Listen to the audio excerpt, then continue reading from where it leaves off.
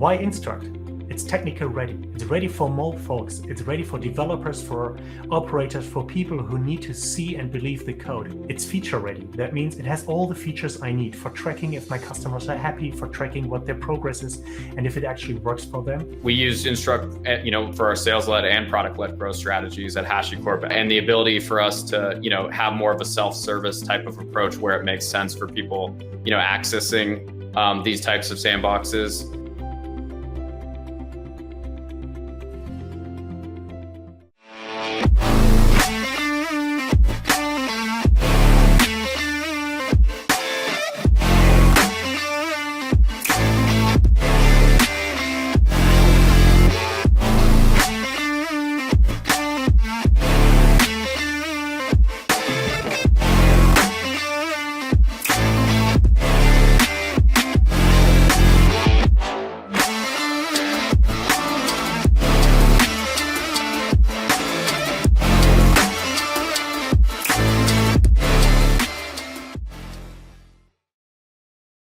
Developer marketing.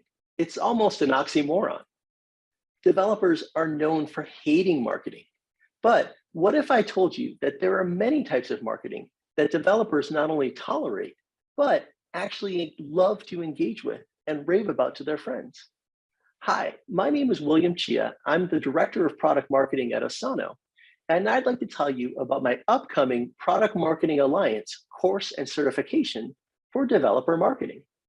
I've been marketing developer tools for over a decade at companies like Twilio and GitLab, brands that are known for having great developer credibility. I'll share with you the fundamentals and the secrets of great developer marketing. In my course, you'll learn how to write copy that excites instead of alienates. You'll learn when a developer is not a developer. Here's a hint, it's more often than you think. We'll cover the complex and dizzying array of software personas, and we'll break it down into easy and digestible takeaways. We'll even answer questions like, do I need to learn to code? And how do I work across the organization to get everyone on the same page with developers? If you're new to marketing technical products and want to come up to speed as quickly as possible, or if you're a seasoned tech marketer and you really want to hone your craft, then check out my developer marketing course.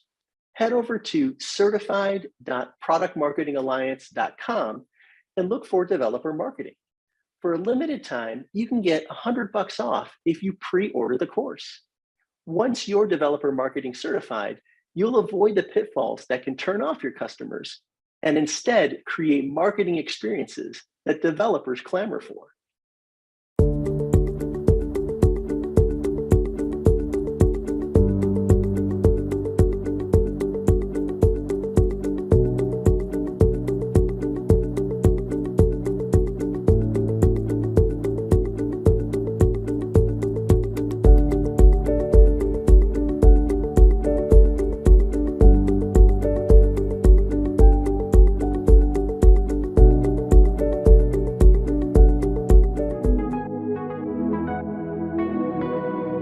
Welcome back to the Developer Marketing Summit. We're about to join another amazing talk, but just before we do, I want to say a huge thank you to our sponsors, speakers, and you, our wonderful audience, for making this event possible. With expert presentations and inspirational discussions on the agenda, you are in for a real treat today. Please ensure you are sharing your feedback and asking questions in the comment section of the video, as our speakers will be answering them throughout their session. After the event, a great place to continue the conversation is in the new Developer Marketing Alliance Slack community. I'll be posting the sign-up link regularly in the comments, so if you're not already involved, keep your eyes peeled and join the discussion. And remember, you can gain on-demand access to all of our exclusive event footage with a PMA Pro membership or Access All Areas pass. So with all of this in mind, let's dive back in.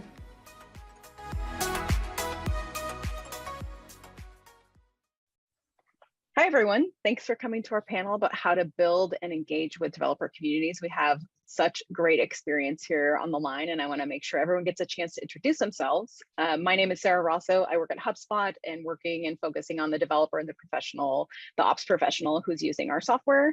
I also was an early hire at Automatic, so that's WordPress.com, WordPress VIP. So I helped with the enterprise WordPress community as well there. So I'm going to go ahead and pass it over to Nisha and go ahead and introduce yourself. Hi, everyone. My name is Nisha Bakshi, and I'm the head of community at Gong.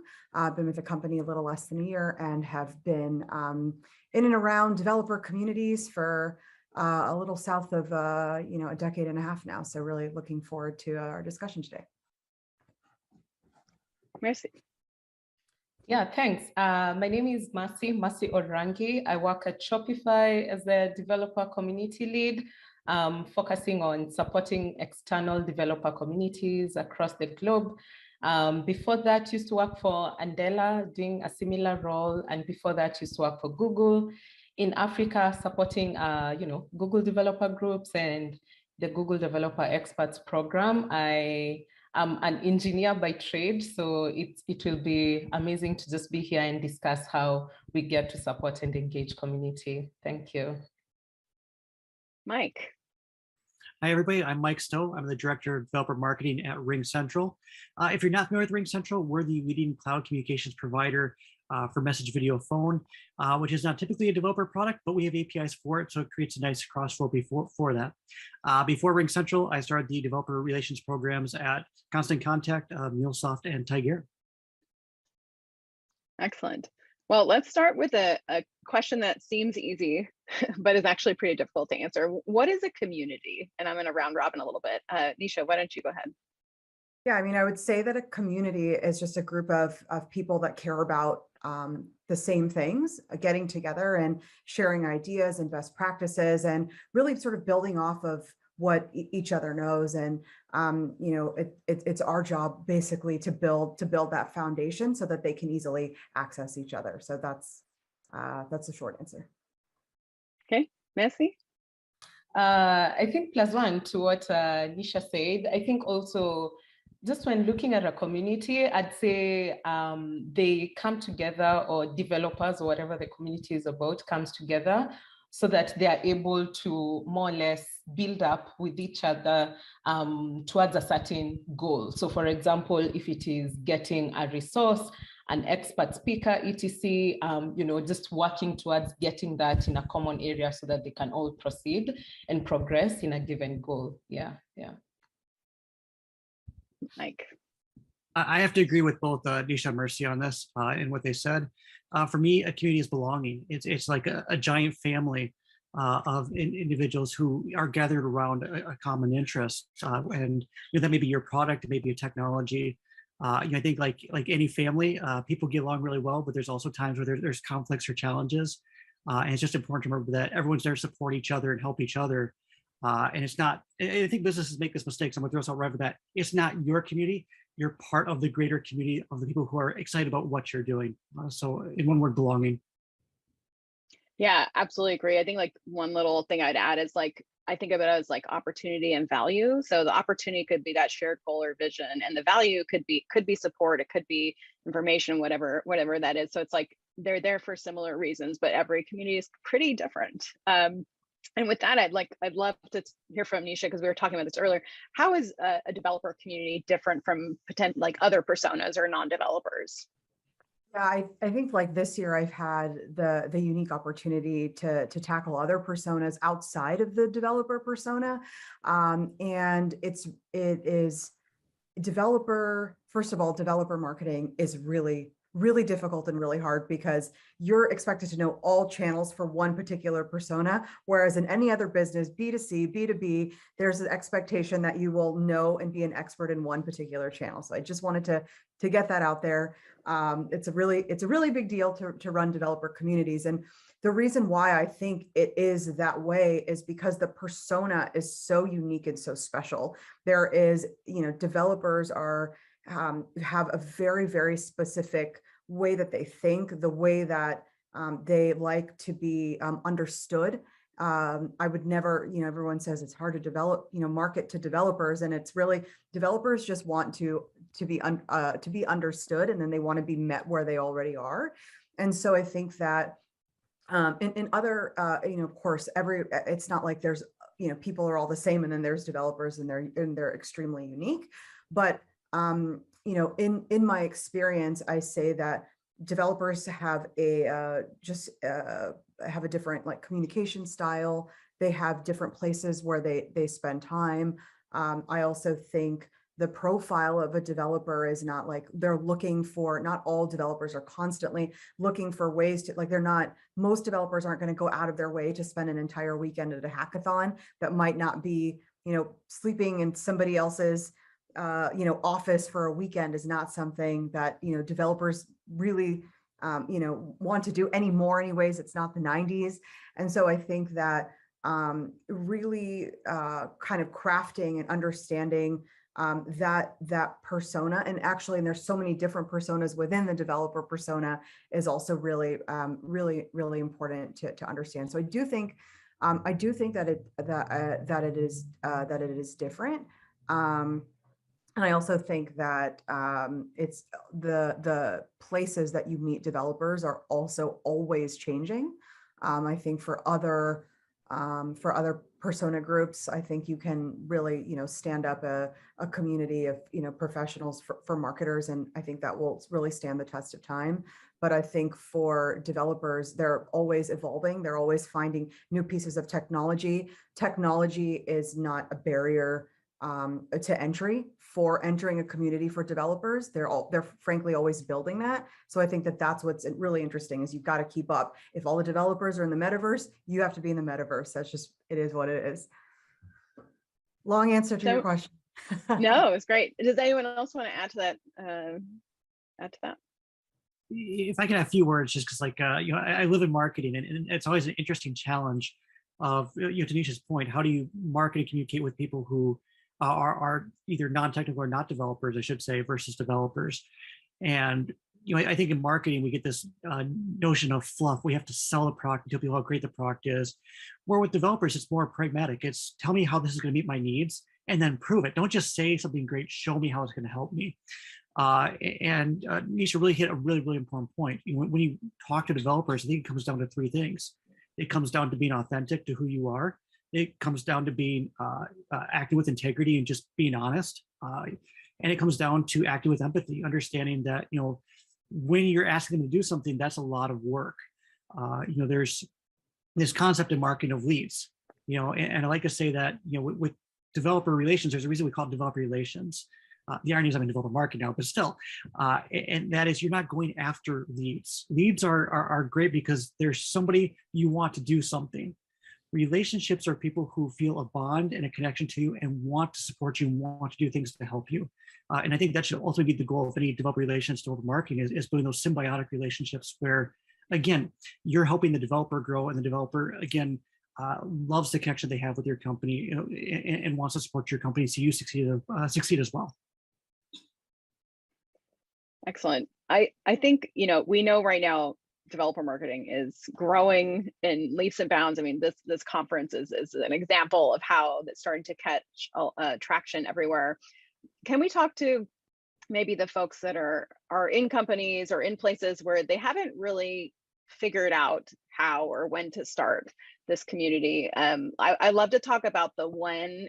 Some of us were involved in very early stages of communities. When do you think, what indicators or what things are you looking for that might help you understand it's time to formalize or to start really putting dedicated effort into a community? I'll start with Mercy. Yeah, that's a good question. I think I normally just joke around with this line. I usually say, where two or more are gathered, then a community needs to start. As in, I like what Mike mentioned in terms of, are we looking at how we can add value to community? So by the time two people are asking the same question, how do I get started with your platform? How do I get started plugging in your API to my product, etc.? There's already, where there's smoke, there's fire. There's already a need for us to focus on that. So I'd say in terms of when to start a community, when developers are asking these questions about how to get started with your platforms or how to grow with your platform, start a community, because then if 2 people are asking, there's a probability that more people within their closed doors are also having the same question. And that is what community is for, belonging, right? Like we said earlier. So I'd say start it early. And then there's also a notion of, hey, community needs to be, 1,000 people in a room or 100 people in a room. And I actually don't think that is so. I remember back in the day, almost 10 years ago, when I was starting a local community after I had finished campus, and we were just 2 or 5 people. And anytime we'd do like a meetup, we'll end up having a buzz created around it. So the 5 people who came last month came with 5 more people. Then the 10 people came with 10 more people, and the community grew. So as soon as these questions being raised, I'd say just start that community and then focus on how you can add value. I think from our end as developer marketers, focusing on how we can add value to those communities. Are they asking for how to get started videos or tutorials or office hours? How do we meet them at that point, so that again, they do not have to, put in so much time and effort, and us asking of them of a lot might be a bit, pushing them away. So yeah, where they're gathered, let's meet them there and add value to them. Who else would like to come? Yeah, Nisha, go ahead. Yeah. I mean, I agree with that. I mean, it's so cliche. Everyone's going to say this in any panel on any topic, but really the sooner you get started, the better right away. If you are building a category, if you're building a bottom-up business or even a top-down business, it's so important to consider communities. From a bottom-up perspective, you want people to really, the people that are actually going to be using and implementing your product, you really want to be able to grab their mind share, that they feel really, they feel comfortable, they understand your technology. And then if you're a top-down business, then the decision makers are going to take a look at developers and they're going to say, okay, well, can you use this? Does this make sense for our business? And the developers have to be able to say, yes, I'm familiar. I understand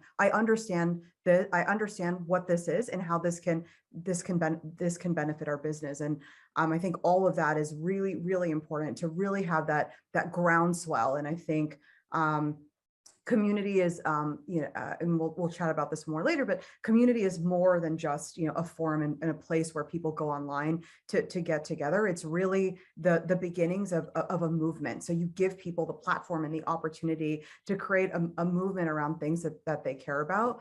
And I think it's just, I think it's a really big miss for any business not to have it, especially if you're creating something brand new and you're creating a category.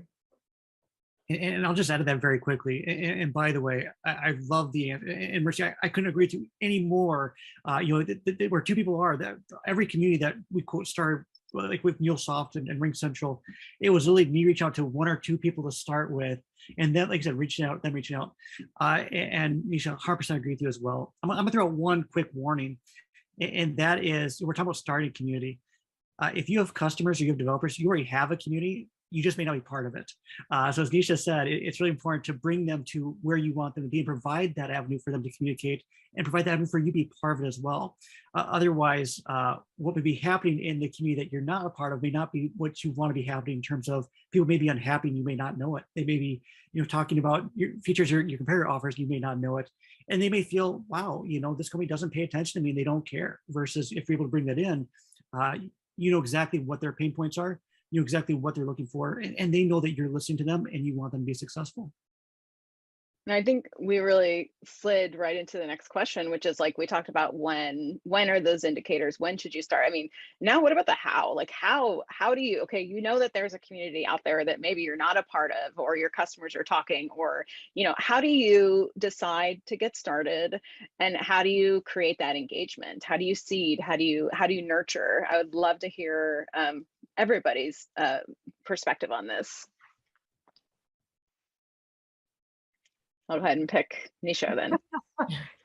I mean, I think you just have to ask. You have to ask. And that simply is, okay, well, who are the top developers that I want to emulate? And what does being a top developer mean? Like, is it depending on your business? Is it by product uses? Is it by how vocal? Is it by how vocal they are? Is it by the ARR of their company? Like, you really have to segment who each like the different areas of developers and the developer that you want to emulate. If you want more of this type of person in your community, then find who those people are and ask them.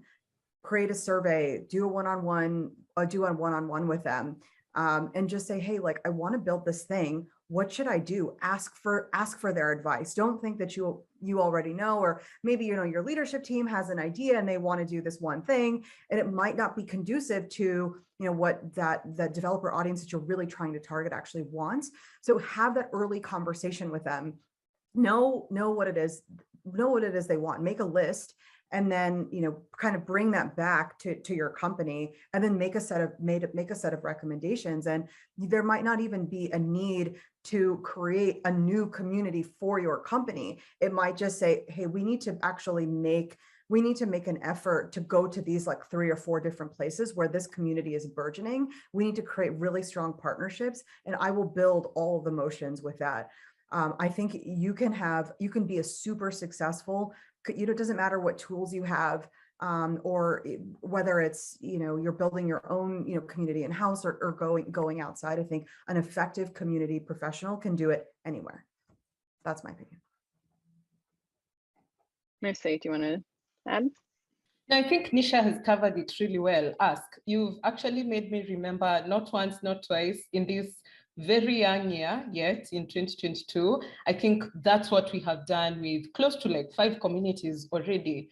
You know, they come to our radar, and the one thing we ask is, hey, how can we add value to your community? Where would you like us to support? Because I think most of the time, at least in the past, a lot of people within the developer marketing space always assume that, hey, we'll give you X amount of dollars and, you know, you can take care of your event and support it however you want. But I think we need to evolve from that, where we ask the question, like Nisha is saying, you know, do you need a speaker? How can we provide a speaker to the community? Do you need an event space? You know, how can we support you in doing that?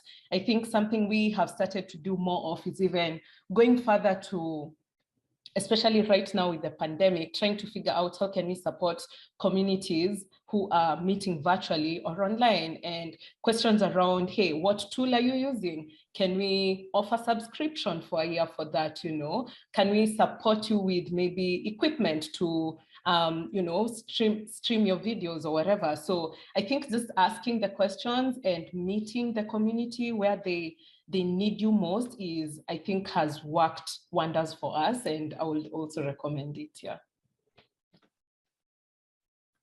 Mike, did you want to add? I'll just echo everything that Mercy and Nisha are saying here, because I can't agree more. I think the one mistake I see out there that companies do is when they go to ask developers to do things for them versus asking what can they do for developers. And remember that it's not your community, it's their community that you need to be a part of. And it's very important to go into that as an open community member yourself, to make sure that you're supporting the community, you're helping the community. And then once you build that relationship, like I said, you'll find that you don't have to ask them. They'll want to do talks, they'll want to do these things. I mean, you still ask, obviously, but they'll want to do it versus it feeling like a burden and feeling like you're just trying to take advantage of, you know, someone that's using your product. But absolutely what Nisha and Mercy said, ask where you can offer help, go to the places they already are. And then also understand every community, and I think you said this earlier, every community is different, which means that, you know, just because it worked somewhere else doesn't mean it will work for your place. Understand your users' unique needs, and meet those needs. There's so much knowledge on this panel here. I think like one thing I would add from personal experience too is, you know, we're talking about the persona and the different types of developers we want to attract. And I think what developer marketing can also do is layer on the like life cycle part of it too, is like, what does someone need at the beginning of their experience and their exposure to your community? What do they need when they're deep into development? And then also I would just say, like, keeping an eye on that layer of folks who are going to be breaking and experimenting and doing things that you probably never planned with your software, and how do you support and actually, you know, have those folks meet each other. So I think it's also helpful to kind of like, as a marketer, to be thinking across those different like stages of things and like how we're doing, you know, each of those different things. So what about, you know, the big ROI, the success? Like, let's shift a little bit about, you know, I think it's it's such a difficult thing to answer, but I think it's really interesting for us to talk about how do we measure, how do you define success first with your community? Who would like to go? I can jump on that one just because I think my team members hate how much I focus on data and ROI. I think it very much depends on your company. You know, I think that's the big mistake we make is it depends on what stage your company is. It depends on the maturity of your community. You know, for a lot of developer marketing, developer relations programs, you know, there has to be a monetary ROI that comes long term. That doesn't mean that monetary ROI should be the first thing you focus on day one for a brand new community. So I would ask, what are the company's objectives? And then as you know, your community rolls into another department, whether it's marketing or developer relations or product or engineering, what are the objectives of that department? Having that hierarchy. And then based on that, where's your community at? Your goal, and this is gonna sound cheesy, but your goal may be, we wanna get 10 people to show up to an online virtual meetup. And that may be a huge win. Now I'll pick on Mercy here for a company like Google. That may not be considered as big of a win, you know, especially for things like Android. They may want more than 10 people in a single meetup. I think that as you look at other things, you start looking at metrics that are going to move the needle and help you achieve your long-term strategy. I think the long-term strategy for a company has to be, how do you grow awareness? How do you grow adoption? And potentially, how do you grow, you know, revenue again long-term or increase sales? But that shouldn't be misconstrued with the goals you have for your community, which would be, how do you increase your developers' success? How do you increase their satisfaction and their relationship with the company? That's a really ambiguous answer, just because I think it's like I said, it's such a challenging space, because it really does depend on where your company is and where your community is. Wait, are we supposed to be measuring stuff? I didn't know. No one told me that was important. But by the way, I should put a disclaimer, since I said I don't. I actually do. So if my boss is watching this, all the metrics are real. Yeah, I think, you know what? I think I agree with you, Mike. I don't know. I feel that sometimes, at least from my personal experience over the years, is that if you know, a company or a team decides to focus on the numbers, sometimes we lose sight of what is important, which is the community. Are we adding value to them, like we were saying previously? So I don't know. I think it's a delicate, intricate balance, because again, at the same time, within our teams, we need to show impact. We need to show return on investment. We need to ask for more budget, and we need to show where the monies are going. So I think, I don't know, I agree with you in terms of each company is different and at different stages. So a company might be focusing their developer marketing goals on awareness. Another company might be focusing on consideration. Another company might have thrived and is focusing on retention. So I think the metrics will probably vary. And then I like a conversation we were having internally previously with a colleague of mine, and we were talking about how, you know, there's scale metrics, sometimes people call it vanity metrics, and there's also efficiency metrics, where you can literally get to see, am I adding value? Am I pushing the needle, like you were saying? So, you know, you might be at an awareness stage, you want to raise awareness of your product, your API, your company, etc. And I think things like reach, impression of videos, number of attendees, etc. might work. But with time, a year, 2, 3 down the line, you know, efficiency metrics might come into play, and things like cost per impression or cost per view or cost per acquisition might come into play. But I think for me, numbers are good, but I feel like there's a delicate balance, and we need to make sure we are not losing sight of what is important, like, you know, we are all agreeing to, which is the community. Yeah. Rishi, I'm so glad you said that, because I'm one of those vanity metric people where I'm like, hey, these are vanity metrics, and companies do lose sight of that. You know, I'll pick on RingCentral. When I start RingCentral, they said, look at the API calls we have, and this is growing. I said, that's great. What's it mean for the business? Because at the end of the day, to your point, there has to be an ROI eventually. And every company I've started, I've told them, you're not going to see anything for 6 months. You're going to wonder what I'm doing for 6 months, if I'm doing anything at all. You give me 6 months, and you'll start seeing results. You know, communities take time to build. It takes time to get that effect. And to your point, there's a maturity model where again, you may start off with vanity metrics and that's okay, but you do need to move to, and I love the term you use, efficiency metrics, or metrics that actually do impact the bottom line of the business long-term, because ultimately and people hate doing this. They hate saying, oh, we're going to, business development. No, developers understand this is a symbiotic relationship. They want to grow and be successful, but they also want you to be successful. I mean, I have, Marcy, sorry, did you? No, go ahead, Nisha. Well, I was going to say, I have a very similar framework, actually 2 frameworks that I subscribe to sort of like manage this.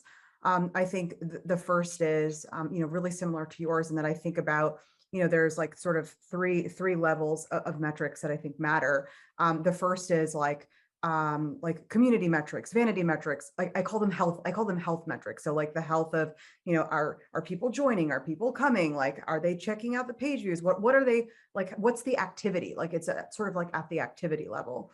And then above that, I think about what will you care about from a department standpoint? So are there, most of these tend to be like outcome driven, and not all of them, by the way. Some are causation and some are correlation, but it's really important to show both pieces of data. And so like I think about like from a department standpoint. So I right now I roll up into customer success. So I think about, well, how is what I'm doing actually affect our customer success business by way of NDR influence? So that's something that I'm thinking about right now. And then I think about like, well, from an overall business perspective. So if I have the opportunity to sit in a room with our CEO and they say, okay, well, Nisha, like, how is this community driving to our business? Then I think about, okay, well, they're probably going to care about ARR influence. They're probably going to care about, and actually what I call is, so this is the second framework, which I did not create, so I will not take credit for it. It's called Spaces by David Spinks, if you've ever heard of what Spaces is. But Spaces stands for support, product, acquisition, content, engagement, and success.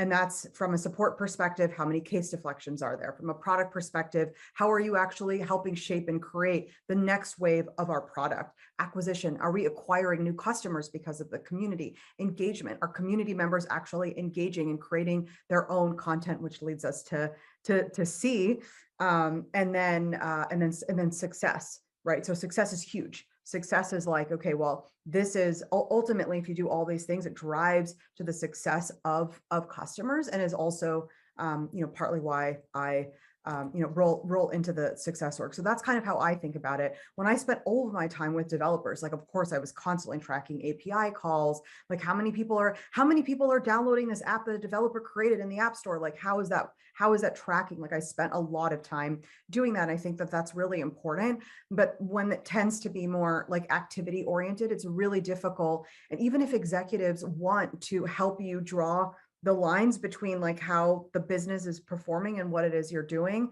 you kind of have to help them on that path. So I think that that's why the sort of tiered approach is important. And also thinking about those causation and correlation metrics. Well, like the community, while it might not be the sole reason why they ended up becoming a customer, it was a touch point in the sales cycle. I can actually see that someone's registered for an event. Somebody actually came to the community before they became a customer. And then I can go to the sales team and say, by the way, like, did you know that these people did this thing in the community? And I don't care to get full credit. That doesn't matter to me, but it matters that it's making an impact at some level. It's an impression. So anyway, that's how I think of it. Nisha, I want to add one thing you said there, because I absolutely love that. I love that you point out Spaces. Spaces, I mean, that's incredible. How you look at different ways, from, like I said, cost reduction to revenue to overall success of the customer. I just want to add one quick story, because you mentioned that community may not be the driving factor for why they chose your company, but to your point, community can be a huge differentiator. I remember one day when I was at MuleSoft, I got a call from one of our sales individuals, a guy by the name of Charles. And Charles goes, "Hey, Mike, do we have a champions program that people can join and interact with other developers and grow their skills and learn?" And I'm like, yeah. He goes, "Oh, good. I just promised a customer that, and they just signed a multi-$100,000 contract just because of our community." And so you're absolutely right. One, there's all these success aspects that you can measure with, but it's also a huge differentiator, and especially enterprises will choose your business because of your community. And if you look at developers in general, a lot of the solutions that they choose are because of the community and because of the word of mouth and the awareness that comes from it. That's so true. Yes. Yeah, so much here. I mean,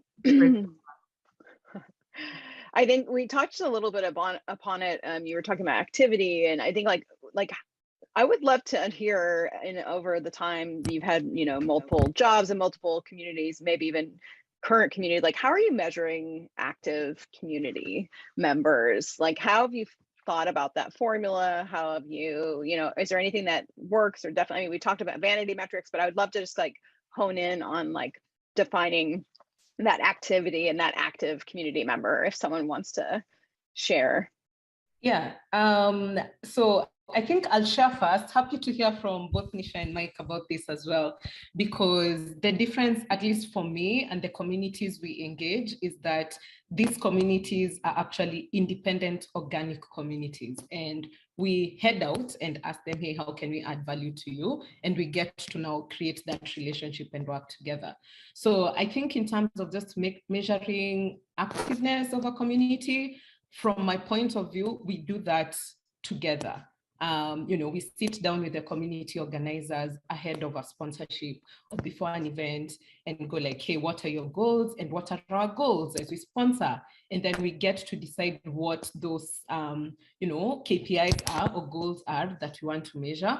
Most of the time, it will be more on the health vanity metrics, like how many people show up, how many people sign up, or how many people opting to receive comms from us as like the sponsors of the event or the conference etc. So we do that symbiotically. And I think the one thing I want to say before I pass it over also is just a short story. And this has happened severally in the past year or so. A lot of communities who are approaching us for support and partnerships, sponsorships, etc. are coming to us, of course, with their goal in mind, like, hey, we want to have a meetup and this is the goal of the meetup. But someone said it very well earlier that it's a symbiotic relationship. We as a company have our goals, them as a community have their goals. And I think what I have seen work really well and also like helps us have those common goals in terms of measuring success or engagement is that we get to also share with them what it is we are looking for. So a community, for example, a month ago came to me and they were like, hey, we want you to support our event. And I was like, I think this is the package we'll take and not a higher package. And later on, they actually came back to me and they were like, hey, can we actually discuss why you did not take the higher package and you took this, because they had seen that as a pattern with other sponsors as well. And so when I sat down with them, it was more around like letting them know if we are able to share this or show this number or show how we have grown from A to B, then it's easier for us to be able to take the other sponsorship package. So I think it's more or less like symbiotic and mutual so that they also get to see, oh, so if we are able to like track registrations or track people who show up in the next 3 months, then companies will be interested and they're able to also create that within their process flow. So I think it's on both ends for my case. Yeah.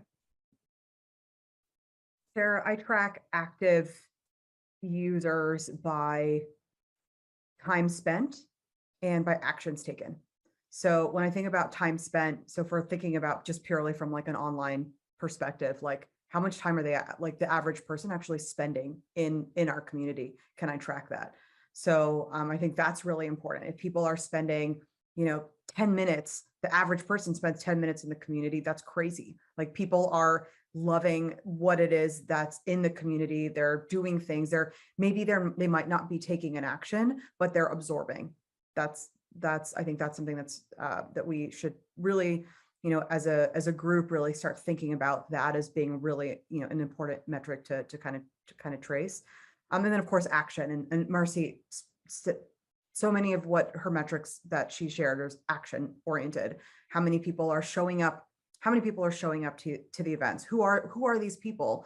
How many times are people actually posting in the community, liking in the community? One of the things that I also track, and when I implemented, for me, when I implemented this B2B community, my big thing was after conducting my interview of all of the ideal customers that we were trying to create, they said, the number one thing that I care about is connecting one-on-one with somebody that's exactly like me. And every platform, everything that I had looked at, I had evaluated, did not have that as an option, unless I just had a bunch of people fill out Google Forms and I was sitting, on the weekend, spending time connecting people. That just wasn't going to work for me.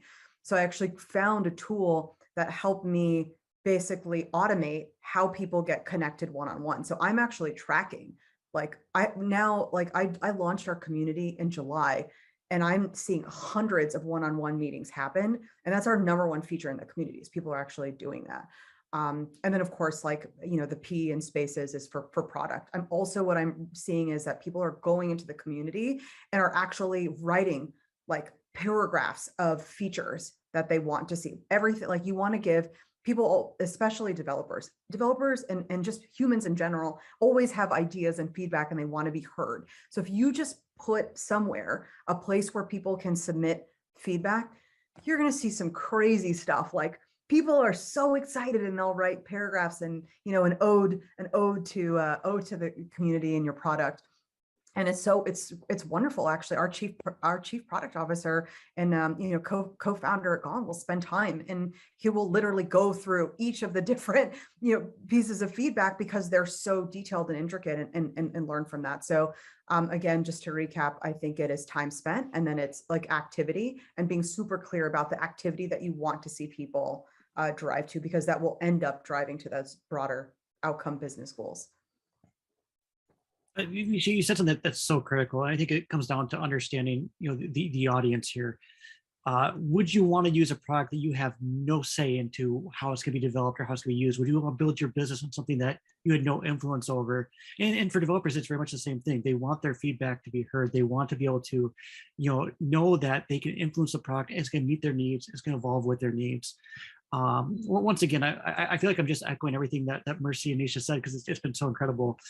Nisha, did you have to drop here? Yeah, I do have to drop, but I just want to say it's so wonderful to meet all of you. Thank you so much for your time, and I hope we can all get together soon and chat more. Yeah, and nerd out about this yeah, stuff. I'd love to. Yeah, Absolutely. Bye. we'll keep Bye, going. Yeah. And I feel so privileged, by the way, just to be on this panel with Nisha, with Mercy, with Sarah. Obviously, all very incredible individuals who've grown just incredible communities. In terms of what I look at, again, it comes back to what's the company objective? Is it to drive awareness? Is it to reduce support costs or offset support costs? Is it to drive customer success and satisfaction through CSAT? All the different avenues. And then once you have your primary goals, as you build your community strategy, having tactics then that feed into those goals. And as you do the tactics, I think each tactic has its own level of metrics to measure success. If you build a forum, for example, as part of your community, having a forum is great. And you may have a metric of how people are asking questions, which is a great metric to see, are you getting more popularity or more traction? But you also have to track, are people answering the questions, or are they good answers, and what's the time to an answer? You may be looking at things like social media, and then your metrics change a little bit in terms of engagement to tweets or LinkedIn or Facebook or this new metaverse, which I'm still not cool enough to even begin to understand. So I'm gonna try to catch up to this someday. No Ring Central NFTs or anything yet for you guys? So I don't want to throw anything out there just yet, but I'm going to say that the Ring Central NFTs will be absolutely amazing. For anybody watching it, especially stockholders, investors, that's a joke. Please don't do that. Content that you published, and this is really, really important, because as you look at content, it's not just about views, it's about impact. Is it making people's path to success easier? But again, are they reading? Are they sharing? And by the way, thought leadership content. Another mistake I see with people as they built these programs, people don't always want to hear about just you. With Ring Central, we're not just saying, hey, here's how to do this with Ring Central. Here's what's happening in the industry. Here's how you do some cool things. Google has done an incredible job with, here's how you build this incredibly random thing. And every developer's like, man, I never knew I needed this, but now I do. And then of course, are they engaging? Are they creating content? Are they helping spread the word? Because ultimately, as much as we want to support our developers, it does have to be a symbiotic relationship. And there does have to be, again, that feedback into your main objectives. But that's a long way of saying, 100% what Nisha said, 100% what Mercy said. Sarah, you've done this 1,000 times yourself, like I said, with Automatic and the incredible community built with WordPress. As you build your strategy, just think of the tactics that are going to drive your overarching goals, and then make sure you're measuring success so you can make sure each of your tactics is successful in outreach. And I'd love to, like, we touched a little bit upon it, but, you know, and we touched on it very much earlier, meet developers where they are. Like, some of these communities already exist. A lot of the things we've been talking about with active community members are a little bit more in some of the properties that we control, that we can, you know, that we can engage with, that we can nurture. I would like to talk a little bit about, like, how do you decide, like, where the community lives and across different channels, and you know, where do you decide to nurture, and I, you know, maybe even a bonus question, which is like, how is that changing with COVID, and how, you know, across the world, you know, based on different, you know, like, people are still at home, you know, maybe that in-person element that is very strong in certain communities, like, you know, maybe right now is on hold. I would love to kind of just a short perspective on that. Like, how do you decide what to kind of bring home or to encourage to bring onto properties that you own versus, like, existing, you know, other channels, and where you're finding developers now? So I think for me, it's always been, what's the needs of the specific community? You know, and I'm a big proponent of being out there in person, but community is far more than just in-person events. You know, it can be little things like just responding to someone who makes a tweet and saying, hey, we hear you and we understand. You know, it's the transparency where if people are working on things and they have struggles, that you're working and showing that you're working towards helping them be successful. And it's connecting people, you know, who maybe want to work on the same project or have the same challenges. So I think it really depends on your specific community and what you're dealing with. What I will say is that we've always been guided by the communities where we go. We try to create our own. A friend of mine used the term safe harbor. Safe harbors where they can come in, and, you know, they know that they can get answers directly from, you know, our team members. At the same time, we understand that there are other places that they're going to be, and we have to be active, and they're going to guide us, whether that's Stack Overflow, whether that's Dev2, whether that's Twitter. And part of it is also scaling your program, because you can't be everywhere. If you try to be everywhere and be represented everywhere, the reality is what you're gonna have is you're gonna have a lot of unhappy people who think you're actually paying attention, and then just assume you're not listening or you don't care, versus you're just too swamped and you can't respond. So at MuleSoft, we had a Facebook group. We had a Facebook group because another developer started it. It grew to 300 people organically. And we reached out to them and said, this is great. We see people are here. We'd love to assist. We want you to be, you know, the main person running this group. You've built this, but we just want to offer our support to you. And that allowed us to do it in a scalable way while also being part of the communities where our developers were. But there may be no company that does communities better than Google. So I want to pass over to Mercy and really hear her thoughts on this.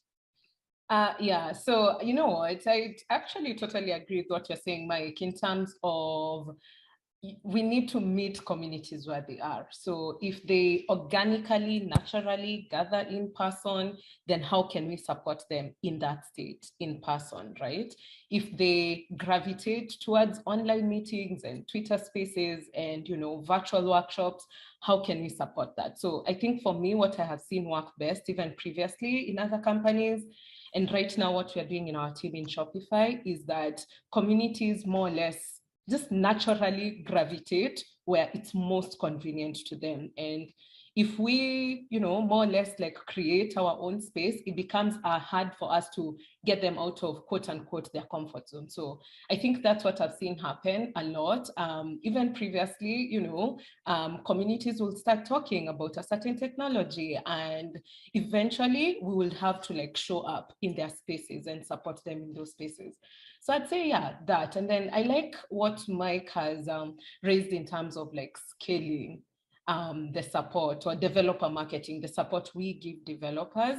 That is really important as well. So just thinking around aspects of, are you able to, for example, have like a train the trainers program, or like a champions or a stars program, so that these people who are already very much in sync and connected to the community can help you continue driving the community and your developer marketing goals. Yeah. And I'll throw one caveat that I just thought about too, which is developers are an incredible group of creators and innovators, and you will find a no greater or no more loyal group than developers. But developers can also be a very volatile group, and that may mean that there are communities that become toxic. And as your organization works to reach with these developers, it's really, really important that you represent the culture that you want in these communities, and you also watch out for toxic communities. So I'm not going to name names, but there are communities out there that we will not take part of because these communities are traditionally more toxic in nature, where it's more, how do we throw people under the bus or make people feel bad or go after people, versus how do we support each other and build each other up. Yeah. So very last question, we're going to make this a real rapid fire answering. And we lost Nisha, but we had her for a long time, and we're very happy all the things that she shared with us. And so I want to ask a question. What would like your final piece of advice be? A quick piece of advice for someone who is looking to, and someone who is new to building community.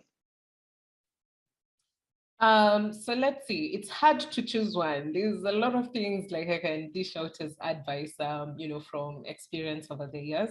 But I think if there's one thing I keep on just reminding myself and our team and everyone around me is listen to the community. I think if you're able to do that, and that can be in many different shapes and forms, then you're able to actually support community in the best way possible. Because if you listen, you hear where they are actually needing assistance, you can get to analyze a pattern that you can support, or maybe a pattern that you can help them into growing into. So I think listen as much as you can, get feedback, and not just like collect feedback, but actually go through it and action it. So I'd say just listen to the community, and the community never lies. If they are talking about something or commenting on your product or asking for a certain feature, there's probably a need for it. So yeah, listen. Yeah. 100% agree. I think it comes down to do what's right for both your business and your community or your developers. Value relationships over leads, and act with empathy, integrity, and authenticity. And I think you're going to be very successful. Great. And I think for me, I would just add, like, try to give as much outsized value as you can to start off. And that can be different depending on the community. Like, different communities may need value in different places, whether or not that might be helping them start a business using your technology, and you can help them with data or things that can help them like actually be convincing to a customer, et cetera. I mean, you're going to figure out where those areas are, but coming from a place where you have a lot of resources, how can you use those in the best way to make them successful and give that value? Thanks, everyone. I really appreciate your time today. What's that? I said, or very, very limited resources. Yeah. Oh, yeah, for sure. Thank you too. Thank you, Sarah. Thank you, Mike. This has been a good conversation, and I have also learned a lot from everyone who was in this panel. So thank you. Thanks so much. Yes, big thank you to Sarah and Mercy. Big thank you to everyone here. I hope everyone learned as much as I did as well, because I mean, this was an incredible conversation. And Sarah, by the way, I'm waiting for you to share all the knowledge you have. Thank you for moderating. But Sarah has a wealth of experience in this space as well. Thanks, everyone.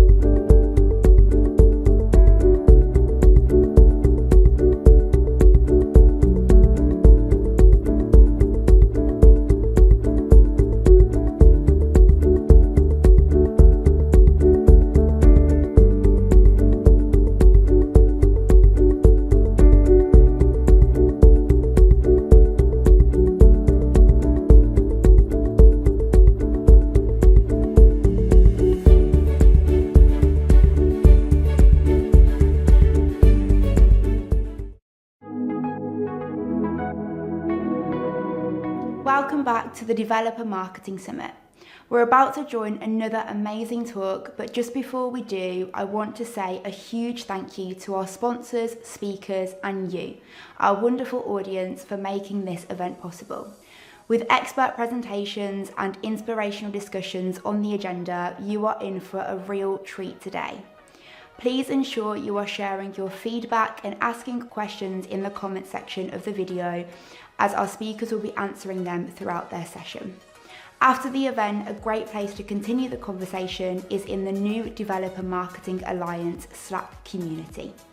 I'll be posting the sign-up link regularly in the comments, so if you're not already involved, keep your eyes peeled and join the discussion.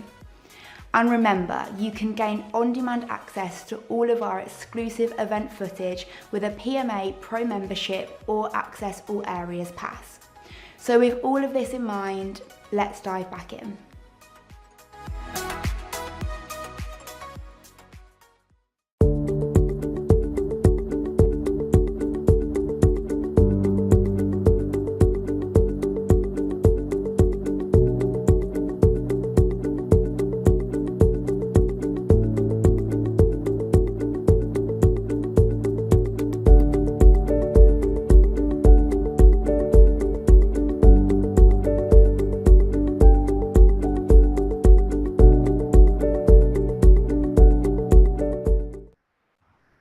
Hey everyone, I hope you've all had a great day at the Developer Marketing Summit so far.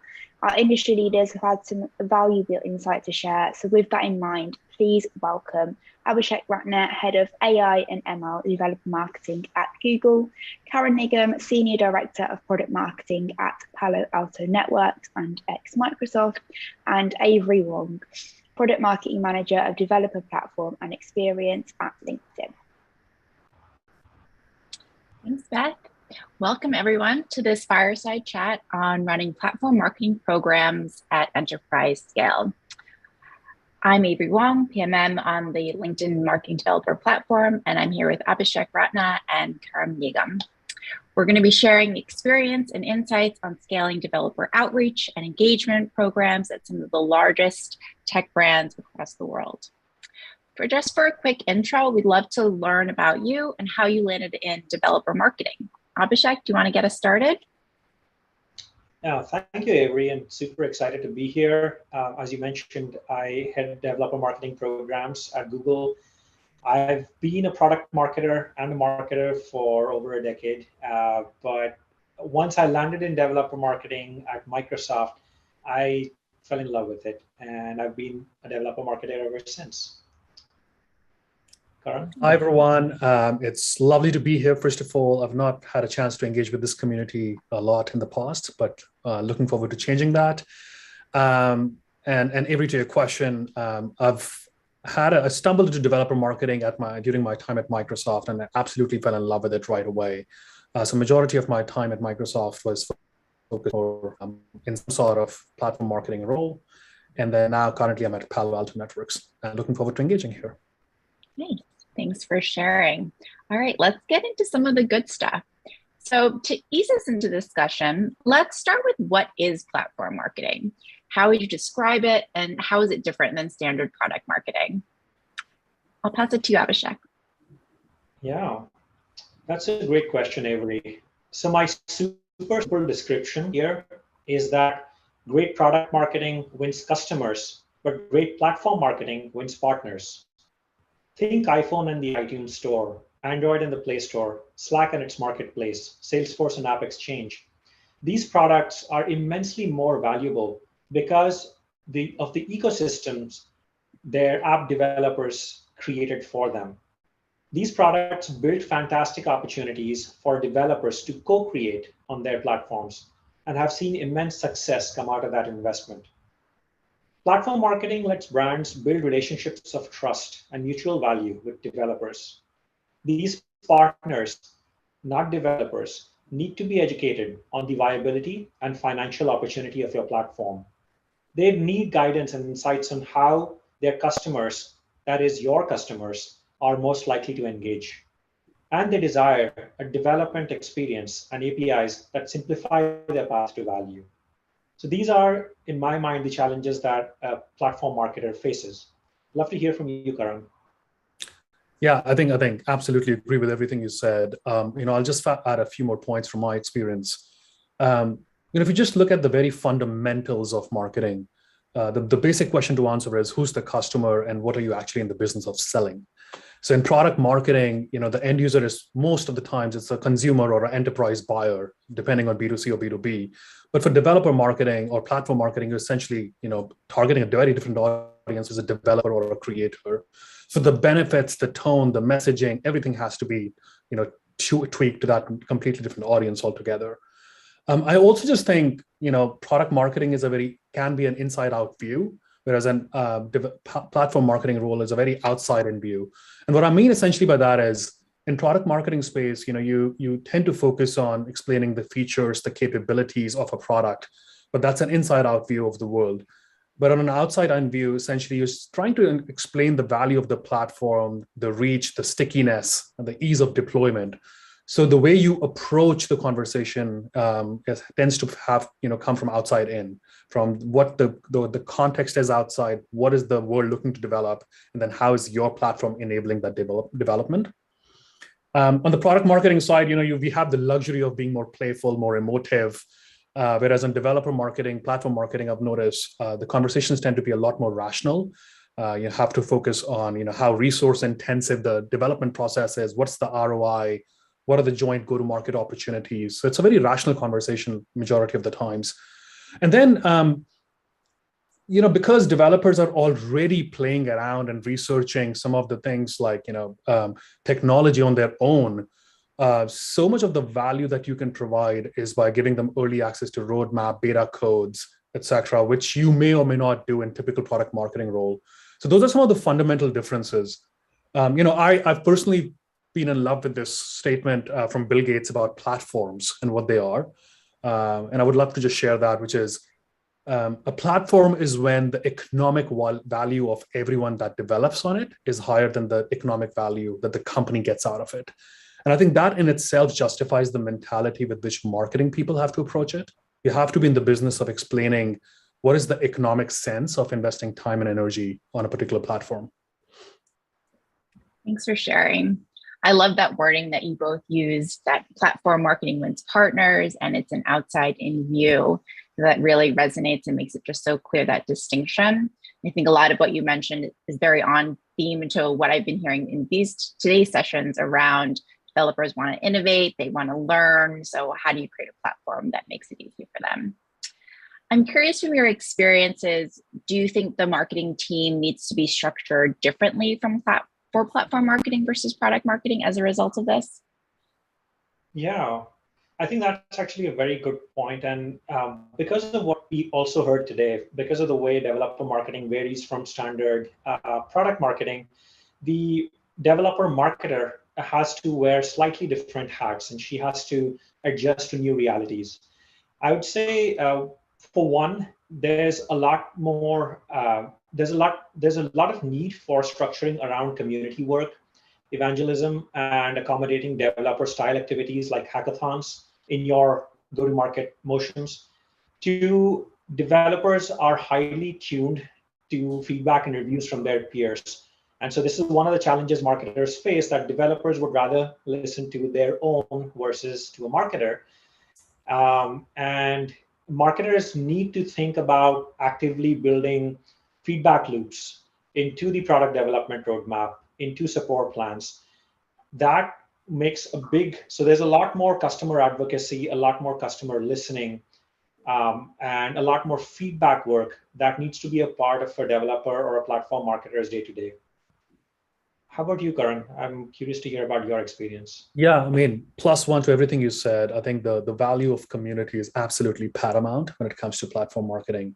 One of the difference I'll just call out in terms of how you structure your teams, your resources, your efforts, is there is a very tangible need of things like documentation, clarity on tooling, simulations which can be used for hands-on experience by developers.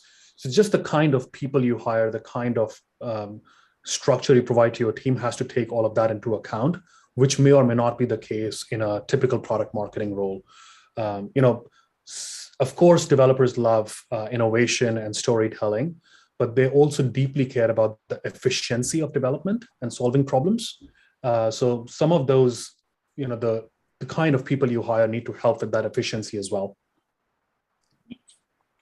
Since we're here to talk about scale, how have you seen platform marketing change as businesses grow and scale? Yeah, I mean, I can kick it off. I had the distinct pleasure of joining Microsoft Teams when it was a rather small project within Microsoft.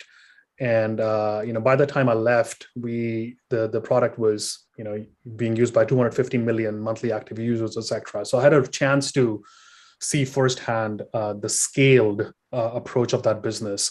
And there are a few critical things that I noticed during that time where the product evolved from just being the small platform to a large scale platform. The first one essentially was, you move from your conversations and your messaging being purely focused on just innovation to a real conversation around monetization.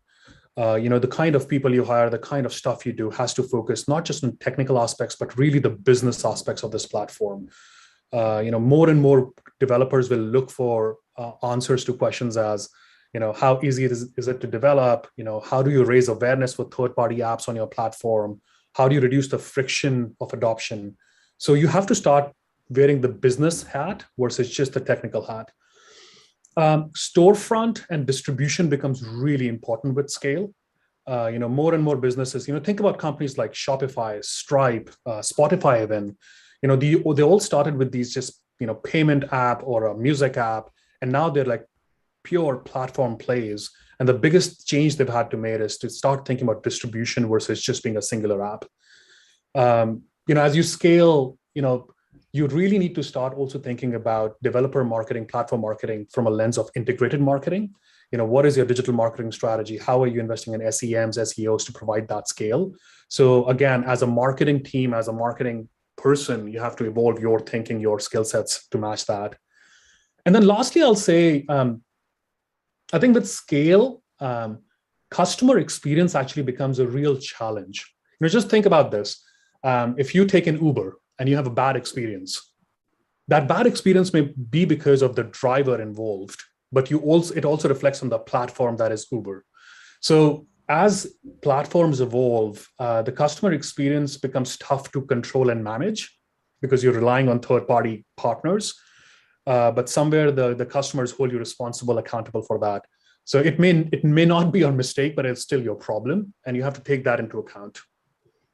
Abhishek, interested to hear your thoughts. Thanks, Karan. I'd echo your point, especially the one around, I saw a lot of resonance in the one around, how smaller and early stage orgs tend to lean more heavily on evangelism and more speed to market, more tactical approaches. But with larger orgs, there is a natural evolution to having a more balanced portfolio of evangelism and structured marketing programs. Smaller businesses just are wired for speed to market. As the business scales, we start noticing that PMM's priorities change. As the product grows and starts adding more functionality, as a PMM, you may need to prioritize certain APIs or SDKs over others.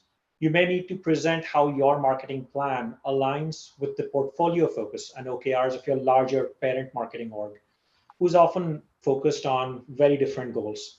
So that getting those resources and alignment in place is an art and a skill in itself, which can often overshadow the day-to-day marketing work that you might be more tuned to in smaller orgs. On the plus side, you also have more chances to participate in brand marketing to convey your brand's purpose and values.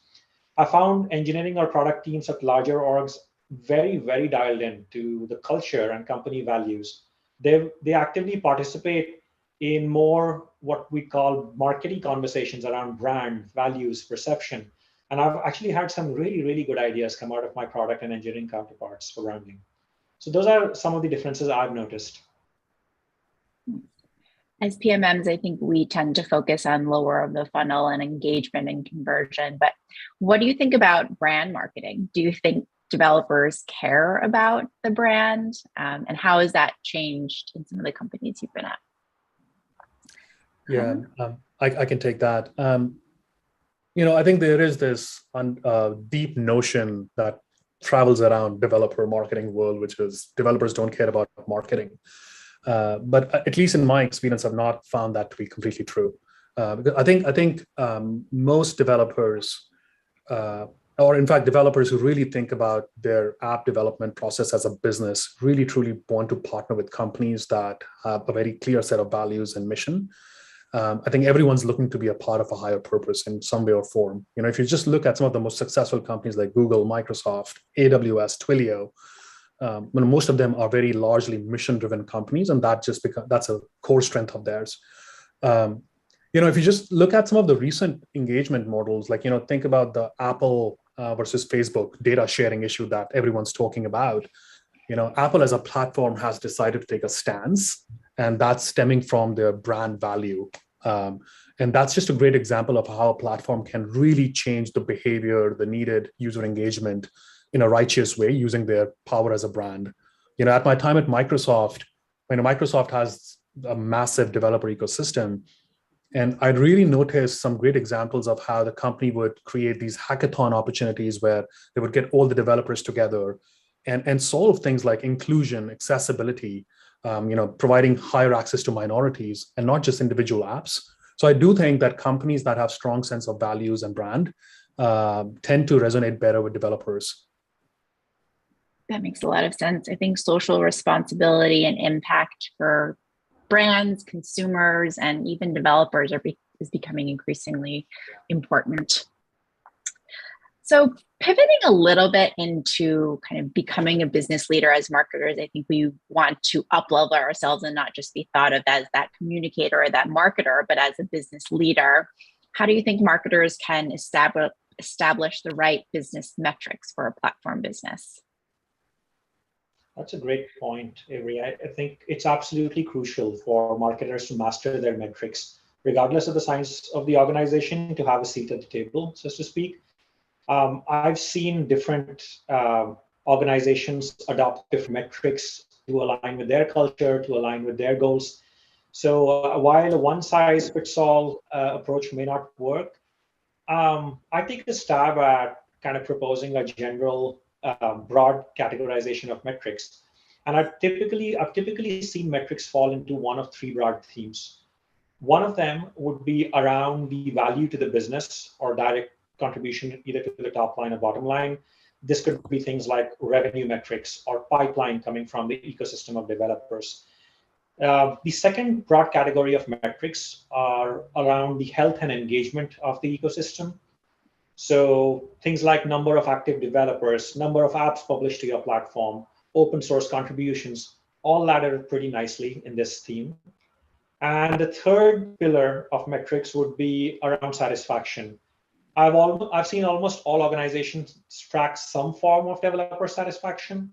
This could be CSAT scores or like other qualitative means or surveys or literally verbatim quotes from developers. And these especially the satisfaction metrics tend to be even more important in platforms which create open source tools for their developers. That's how I would broadly categorize it. My point.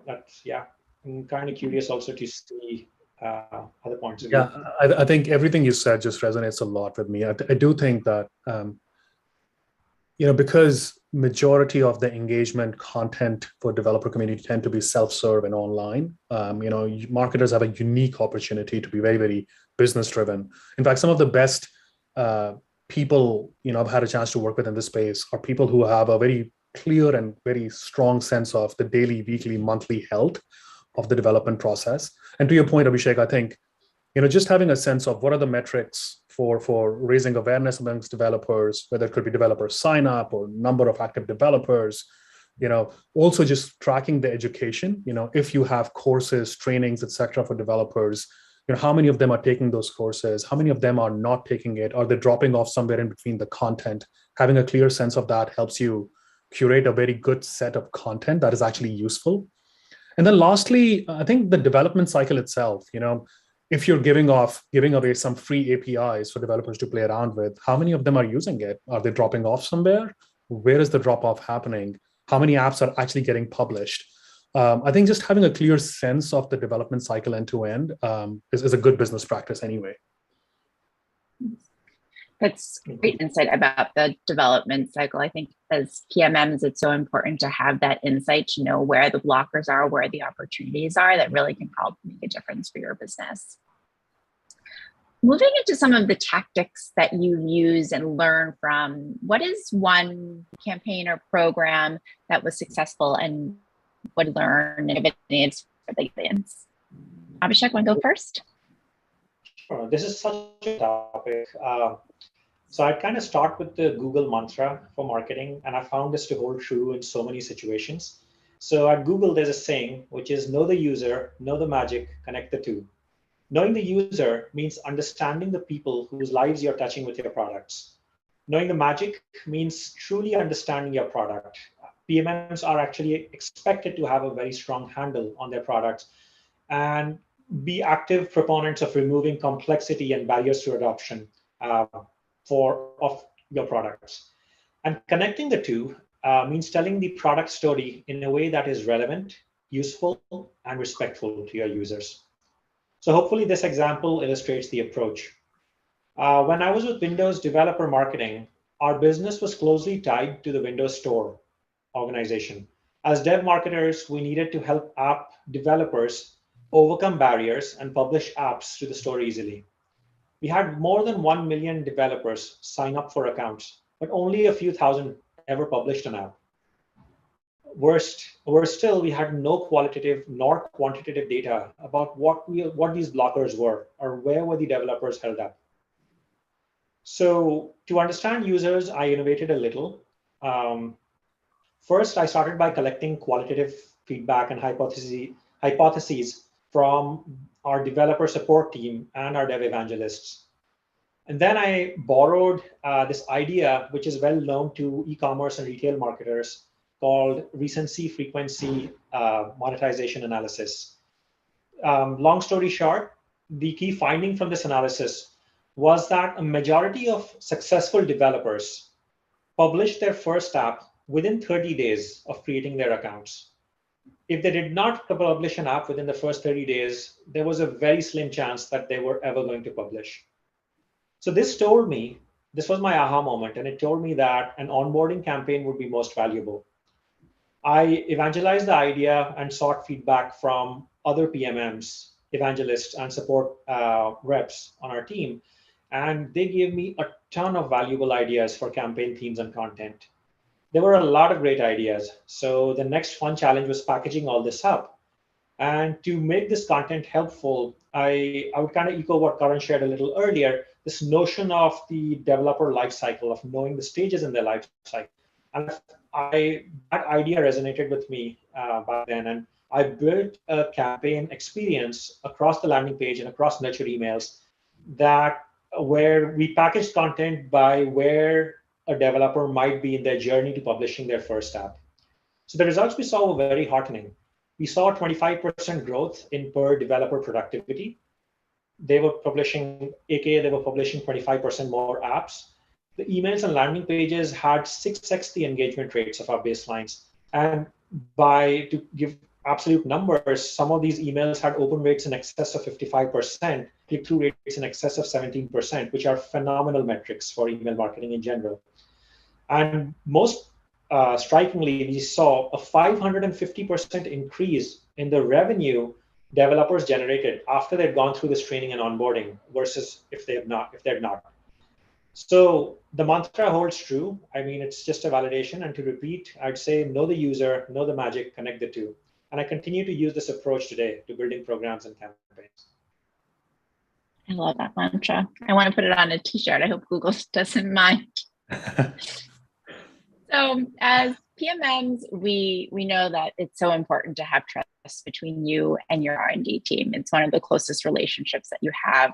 What advice do you have for marketers to earn the trust of their technical, non-marketing stakeholders? What is the value that they can bring to the table? Yeah, I can kick it off. I think, as marketers, it's very easy to find ourselves in a situation where you're just asking the question of how do I get a seat at the table? But over time and with a ton of tough experiences, I've just come to know that instead of asking that question to others, the question you have to answer yourself is, what is the unique value you're bringing to the table? In platform marketing, it's particularly relevant because you're working with people who are technically very adept. Either it's your engineering stakeholders or your customers, which are developers. So the unique value you can bring to the table is the deeper understanding of business from an end-to-end perspective. If you can be the person who's bringing insights to Abhishek's point of your developer journey, of tracking developer journey, drop-off rates, what's not working, why is it not working, what are the best practices from other companies in the industry, what are the A/B experiments you want to run, which could probably increase the attraction of developers or education of developers. If you can become that person, I think you will automatically get the respect and the seat at the table that you're looking for. A couple of other things that I've found effectively in experience were, if you can become the person who's in contact or is helping the developers, the business development person or the marketing person on the developer side, figure out the go-to-market approach. If you can be that individual, I think that's a unique value you can bring to the table on what kind of marketing investments, what channels, what markets. I think that's something that we bring to the table very uniquely. And then lastly, just becoming a voice of customer. Most developers I've had a chance to engage with are actively looking for examples, very tangible examples of how someone else has used your platform to develop an application or a solution. So if you can bring, customer case studies of, how much time did it take, what did they develop, what problem were they trying to solve, how did they go about the technical deployment? I think those tangible, information from examples of others can be really, really useful. So those are some of the things that I think we are well structured and set up to do uniquely. Those are some great tips. I know the more, also from my experience, like the more that I can lend a voice to the developer, to my technical stakeholders, the more trust that I can get with them. And that's really helped me earn credibility when I first joined my team. Yeah. Just to start to wrap this up, how have you found any innovative ways to scale voice of developer and your thought leadership? Yeah, I think Karan kind of covered the voice of the developer part very well. I mean, those are great tactics to follow. With thought leadership, I just found this tidbit super interesting. I think good platform brands engage developers with how to build on their platform, and they remove those barriers and friction. But great platform marketing brands engage developers with the stories of why and how they developed their products the way they did. Meaning, some examples that I absolutely love in this space are the Engineering at Netflix blog, where developers are led into the journey of Netflix's approach to problem solving and building our products. The Uber Dev blog, obviously the Google Developer blog, and then the Atlassian blog. There are lots of great examples out there. Thanks. I'm going to be subscribing to more blogs now. Thanks for sharing your insights. We have some questions. The first one is, as the first PMM at my company, how can I get stakeholder buy-in to grow my team? It's a tricky one. Abhishek, you want to have a thought? Yeah, I'd almost say, I think what Karan said makes a lot of sense. Instead of thinking of how do you get at the seat at the table, what can you bring to the table? And what that means is the voice of the user and the data around the user. That's really, if you know your product, if you know your users, and you can speak, you can come from that space of solving the problems that your product and eng teams care about, you notice that you have a lot easier time breaking into those conversations and getting alignment. I think I'll just say, just building on what Abhishek you said, I think any time I've had to do any conversations around resourcing, which is a tangible conversation all of us have to do, the thing that I found the most useful and effective so far is if you're able to draw a picture of where you could be and where you are, and then not go into the resourcing conversation as I want this or I need this, but our business could be doing this if we had these XYZ resources, and let the management decide if that resourcing is a full-time employee or a contract. Don't get into those tactics right away, but painting that picture of what the business could be doing I think, at least in my experience, has been the most effective way to have this conversation, because it's just a very subjective conversation anyways, many times. So, yeah. That makes sense. That's also how I've approached it, just painting a picture of what's possible, and then using resources in order to execute. This is what's needed. Yeah. Great. We are at time, but just one last thing. I think if anyone has follow-up questions or didn't get to theirs, is how can they reach you? People can reach me on LinkedIn. LinkedIn is where I spend majority of my time and energy. So yeah, absolutely happy to connect. +1. Thanks for your time, Abhishek and Karan. Thank you, Avery. Thank you, everyone. Bye.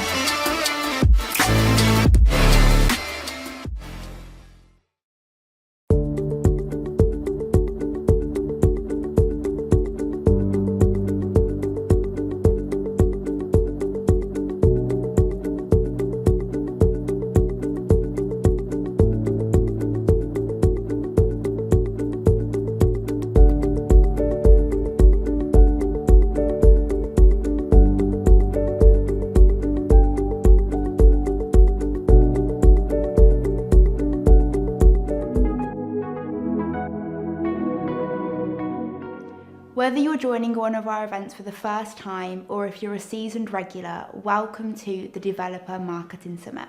We have an incredible selection of innovative content lined up for you today, but before we dive in, I just want to say a huge thank you to our sponsors, speakers, and you, our lovely audience, for joining us. From wherever in the world you are watching, we're sure you'll enjoy today's talks. To get the most out of these sessions, please make sure you're sharing your feedback and asking your questions in the comment section for our speakers to answer. Each of today's sessions recordings will be uploaded into our on-demand content library, which you can access with a PMA Pro membership or Access All Areas Pass. We are also really excited to announce the launch of the Developer Marketing Alliance becoming its very own community. You can now join our Slack channel to connect with peers, get access to fresh content, and discover new opportunities. So with all of this to look forward to, let's get started.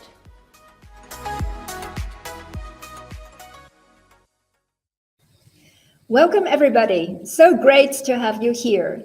We're excited to be part of this year's Developer Marketing Summit. I'm Connie Tai, CMO at Instruct. With developers increasingly involved in software purchasing decisions, marketers have a growing need to understand what is the best way to attract and engage with these customers. Our special guests today have a lot of experience in this area. So please join me in welcoming Roland Wolters, Principal Technical Marketing Manager at Isovalent. I'll pass it on to Roland and have him introduce himself. Yeah, thanks, Connie. As said, my name is Roland Wolters. I'm working for Isovalent, company specialized in Kubernetes data plane, network security and observability, you might say. I'm with the company for half a year, driving the technical marketing there. Before that, I was part of the Ansible team at Red Hat, there also as a technical marketing manager. I did this for quite a few years there. And before that, I even was a sales engineer. So I even have a sales path and that perspective, you might say. Before that, I had other jobs in the technical industry, like project manager, consultant, and so on. Though I gotta admit, I'm probably best remembered by the fact that I have triplets, 3 young kids. And if you see any conferences of me, or especially recordings, you might see even images of them. But maybe not today. Thank you so much, Roland. Super happy to have you here with me today. So before we continue our conversation with Roland, I would like to tell you a little bit about Instruct, because you will also hear Roland mentioning that in his talk. So Instruct is a hands-on virtual IT labs platform. We help marketers, sales, customer success, and education teams at software companies to generate demand and grow adoption at scale. They love using Instruct because it gives them a fast and easy way to demonstrate the value of their software in a production-like environment. The best way for people to experience the true value of your software is by doing. Instruct help developer marketers hit their goals faster by using our platform to educate and inspire developers about that technology.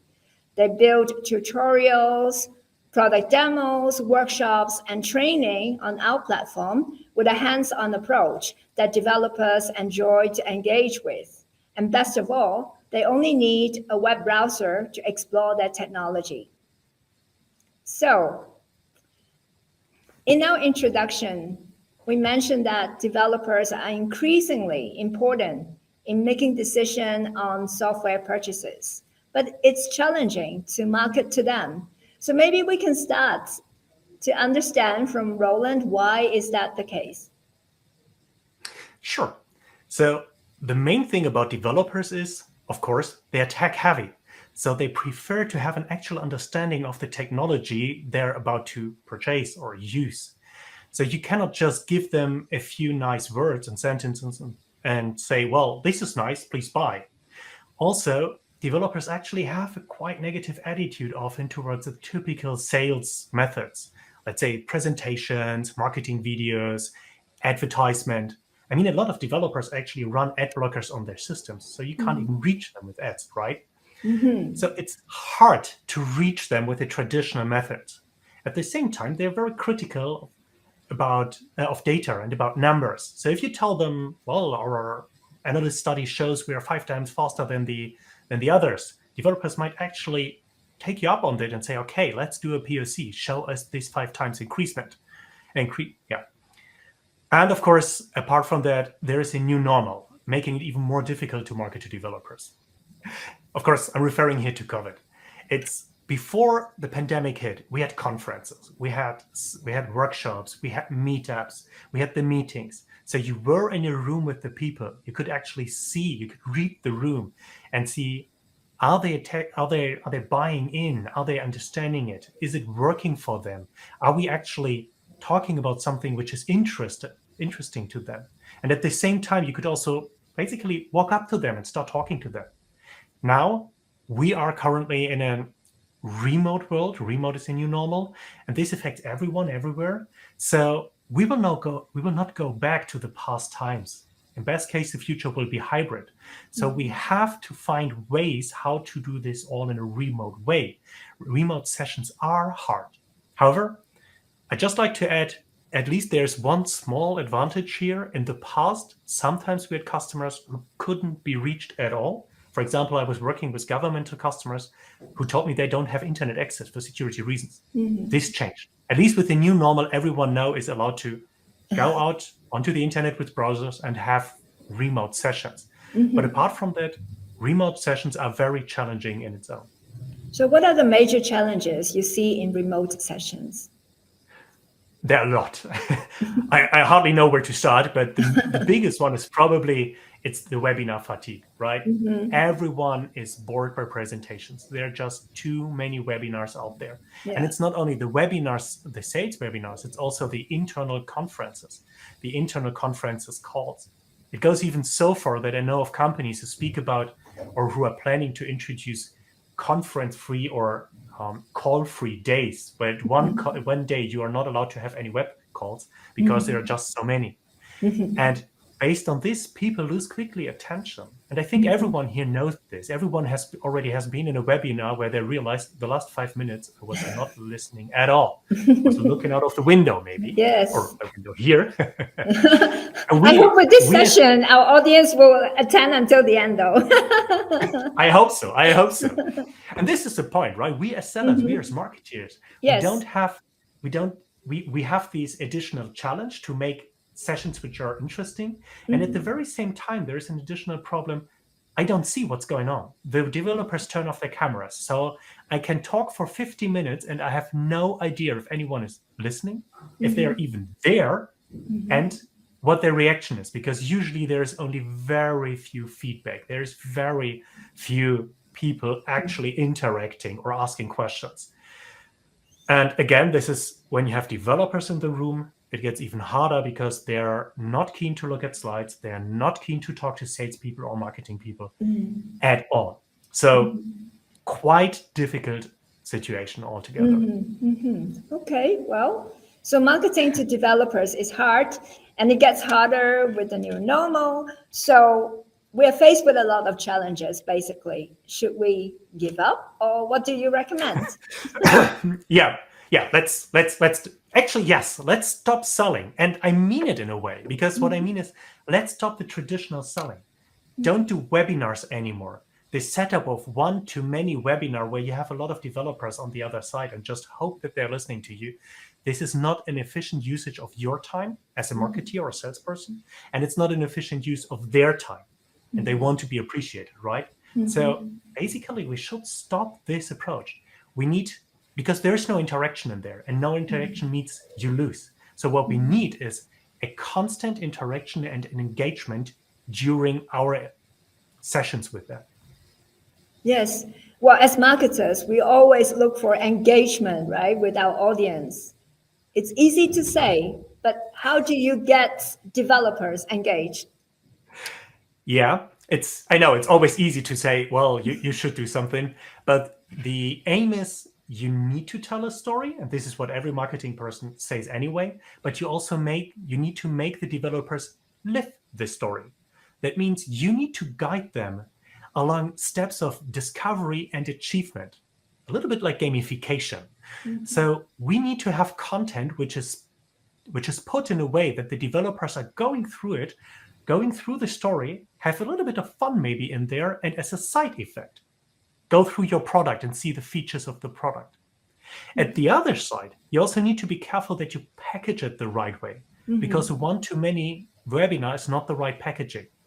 What you need is something the developers like to consume, and they do not like to consume a presentation about a product and the pricing. What they like to consume is something about features and certain use cases.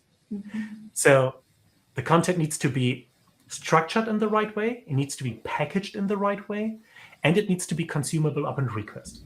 I mean, literally everyone I speak to in IT is always busy. There's so much to do.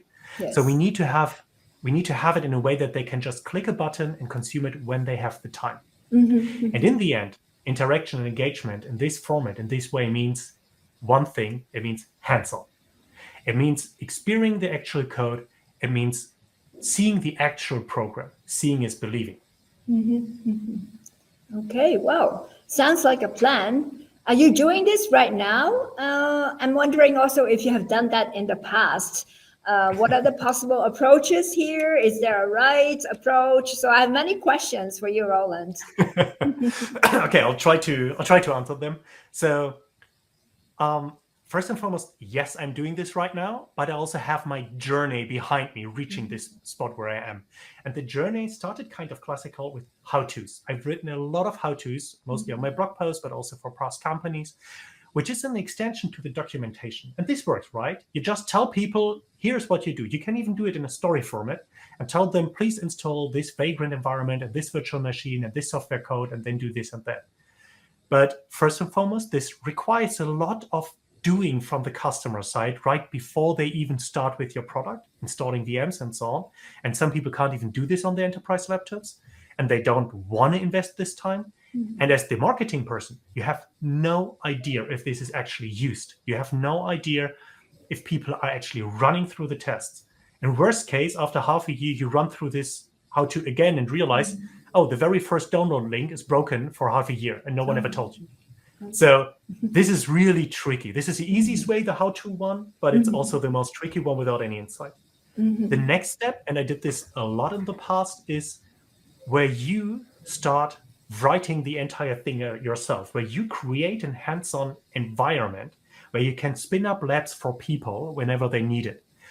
And this worked. Again, we did this a lot, like at least, a lot. And we deployed our environments, for example, on AWS, and there were so many environments that I even got into fights with the AWS support people and told them their clouds are not big enough.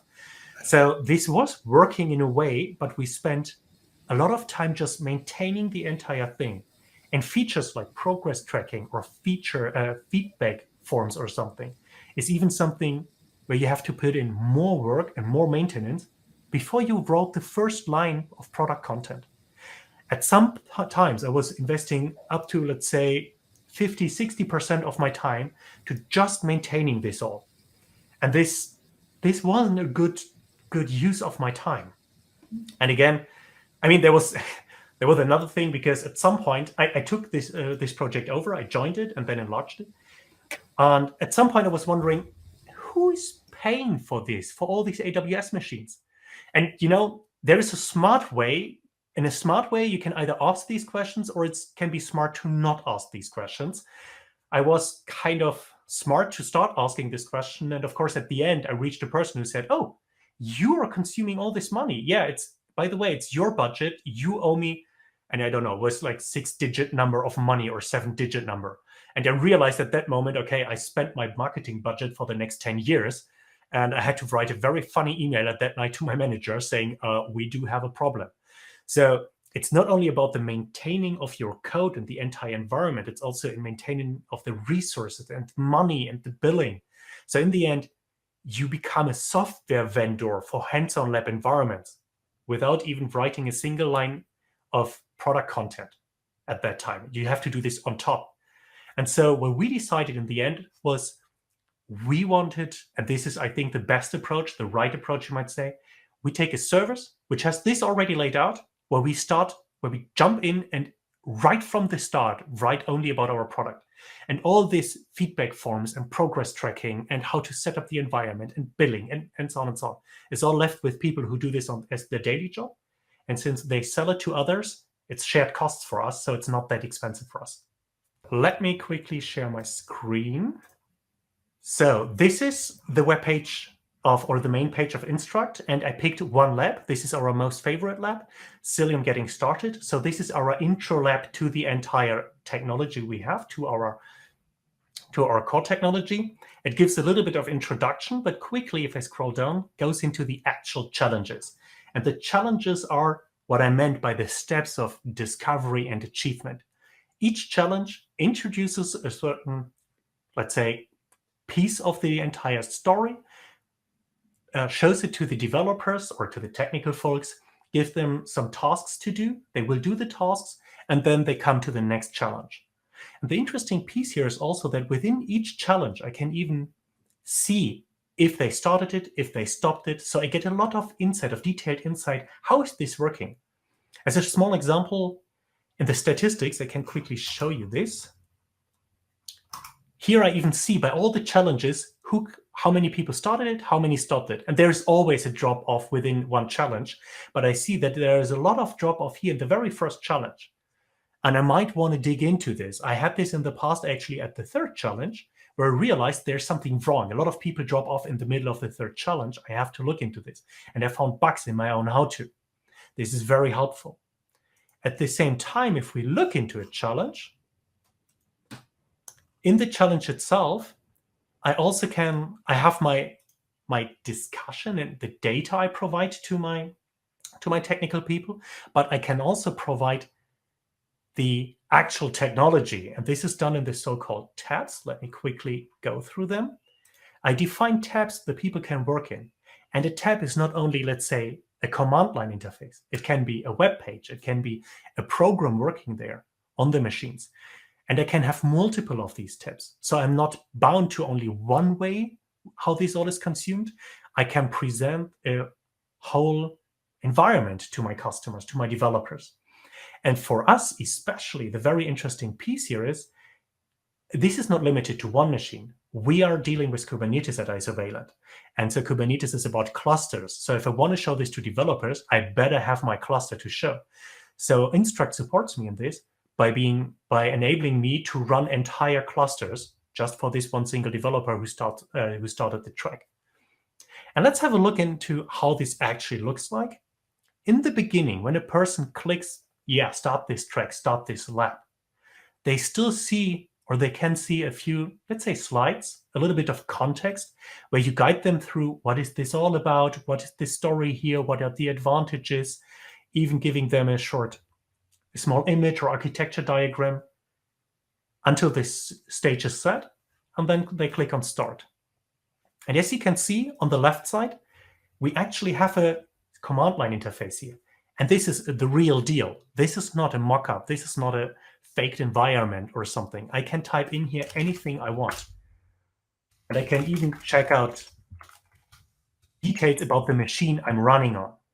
But I can also, of course, follow the steps lined out on the right side, where it said, now let's enter this command, enter it in here, right, and see what's actually happening.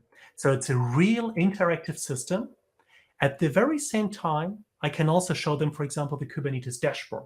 So I can let the people click forth and back between a CLI, a dashboard, and whatever I need to properly sell them or properly show them the product and the capabilities of the product. And regarding the feedback, what I mentioned, when you write a how-to, you don't get any feedback. When you write the self-pay, or when you do this entire environment yourself, you can bring in feedback forms, but it's pretty hard. Here, it's all embedded. Let me show you the happiness bar, because I like it so much, because I even see how many people give feedback and on what level. And there's one who just entered the 2. By the way, this happened yesterday. So I'm really wondering what happened there. Of course, I can't reach out to them, but at least I see it's not 100% working for everyone, but there's some more to dig into. As a marketer, this is very relevant, right? To understand how your audience interacts with it. Oh, yes. And as a technical person here, I'd like to add one thing. If I'm done with something here, as a user, as a developer, I click on the next. I want to go to the next challenge. And here I click on a check button. And the check button actually verifies that everything is working. So from challenge to challenge, I'm guided. And if something is not done in the right way, I'm even told, hey, you developer, you did something wrong. How about you better look into this point again?